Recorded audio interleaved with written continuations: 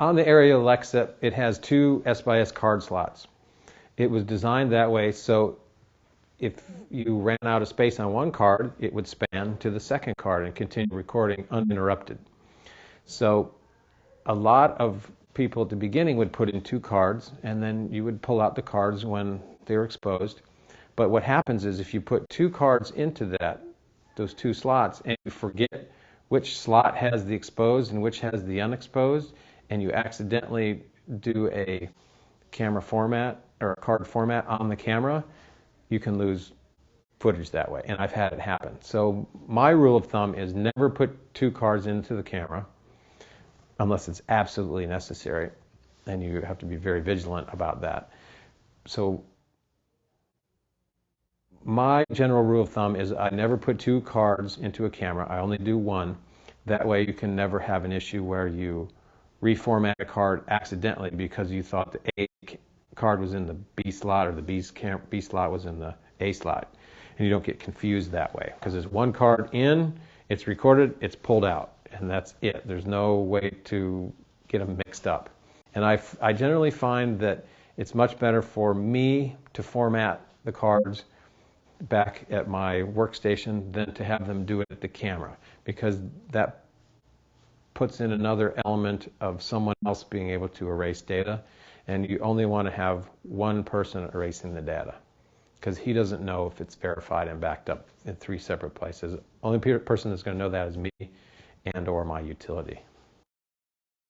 I mean, everybody has their own routine, and I believe that routine and being a little OCD is very key to being a DIT, because you're dealing with a lot of data and organization, and if you're not organized or a little bit OCD, then you're not going to be able to do the job correctly. You have to have that little bit of paranoia in you that no matter what you do, there's always the possibility of something going wrong.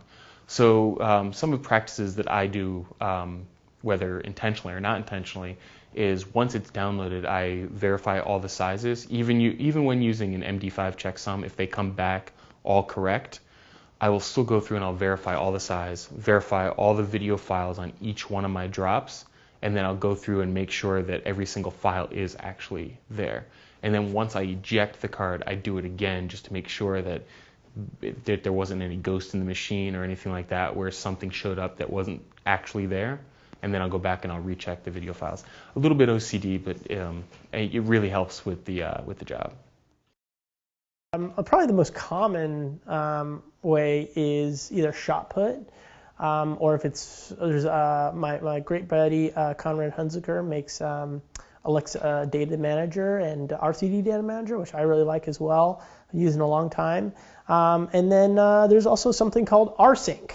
And rsync is actually a terminal tool. Terminal is the actual root code of the computer, and I'll do an rsync to what destinations I want, and the computer just does it inside there. Instead of having a GUI, which would be shot put or R3D Data Manager or whatever, which then generate a log saying, hey, here's the checksum, here's the log saying it's good, and this is the destinations, so that you can go back and verify later.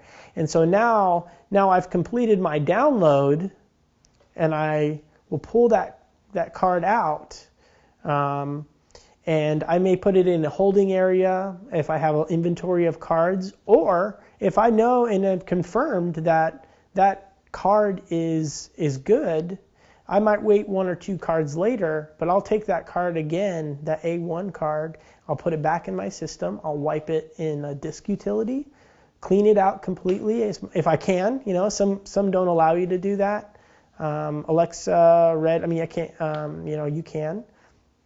And now that card has no data on it. I've erased using a slate marker the roll number that's on there. I put it back into a case. Obviously, there's a tab on ProRes SBIS cards that I unclick, obviously, at some point in order to allow them to format it, and then I will then put that into a bag, whether on my cart or on the second assistance cart, that says these cards are good. These are ready to be formatted. These are ready to go, so that if ever we're separated, the camera assistant knows to put that card with that label and everything labeled on there into a red bag, so that I only go for the red bag, pull out the red bag, and begin my downloading from there.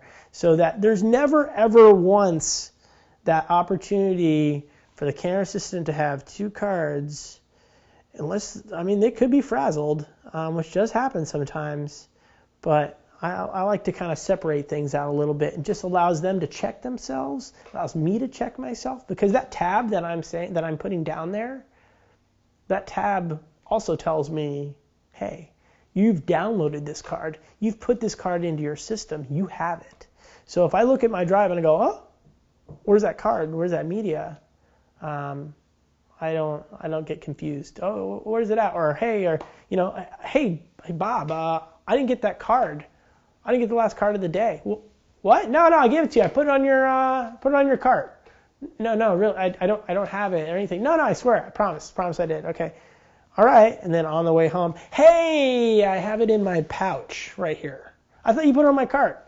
Yeah, no, I must have thrown something else on my cart or whatever, They're thinking about so many other things that when it comes to data, I just like streamline, keep it simple.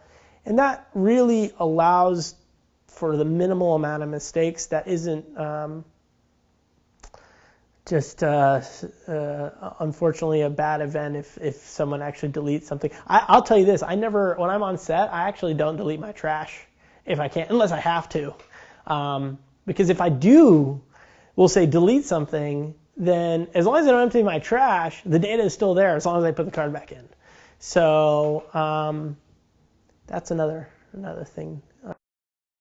I mean, I'll generally never try to, if it depends on the size of a card and if it's a hard drive or not. If it's a 512 gig hard drive, I'll try never to fill that thing up past halfway because it's a lot of data that's on there. And if something happened to the hard drive physically or internally, you've lost, it could be half a day of material. So I try to minimize catastrophic loss by not filling up hard drives more than halfway full.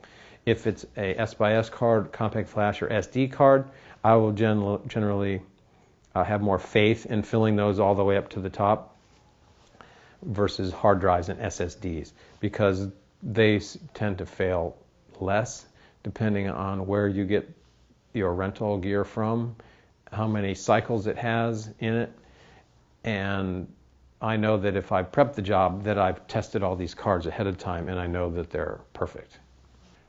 So my workflow as far as data management and best practices generally involves taking some sort of hard drive or S/S card, giving it to the camera assistants, them putting it into the camera, making sure the roll number is correct, recording on that camera, giving me the card back with a piece of tape over it that has the roll number of the camera and the card on it.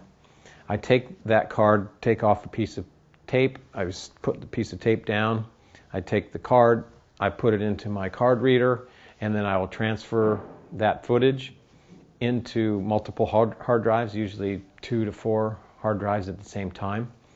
I'm currently using a Thunderbolt setup with USB 3, which speeds up a lot of the transfer times quite a bit, which is very good.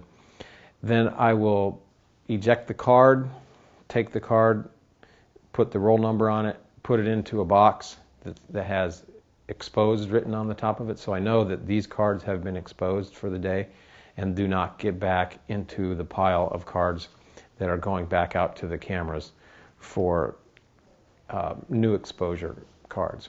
So it's very important to keep separate boxes for exposed cards, unexposed cards, and cards that are being currently downloaded, and keeping close track onto what the roll numbers are, A camera, B camera, C camera, and keeping the roll numbers consistent and making sure that the camera assistants are working with you and keeping you in the loop as far as when they're changing a card and that the card gets to me immediately. It doesn't go into their pocket, doesn't get into a bag, because that's when you start getting into problems, is all of a sudden they've changed the roll number and they changed the card goes into their bag because they're in the middle of a move, and then you wondering where that card is, and then cut to it's lunchtime, and then it's an hour after that, and then it's 3 hours later, and he's forgotten where the card is. You want to make sure that you're always asking for cards and following up whenever the camera reloads, that you get that card right away, so you never have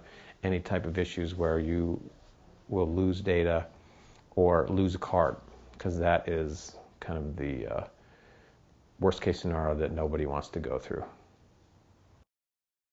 Files in the transfer process are sometimes eliminated, and you have to check for that. It's an important responsibility of the job, a huge responsibility of the job, to make sure that the media that comes out of the camera is the media that's on the drives, and that what you're handing off on the drives is exactly what came off the camera.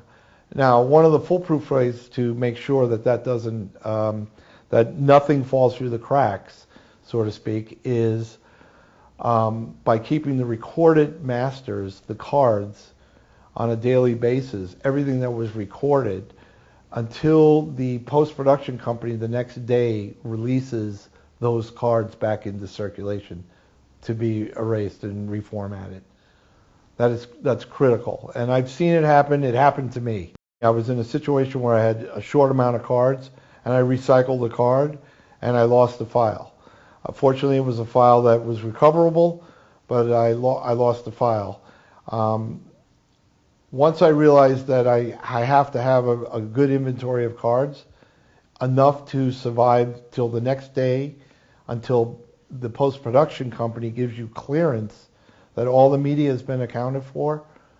It's a foolproof way of making sure that what comes off the camera is exactly on the drive and exactly what post is getting.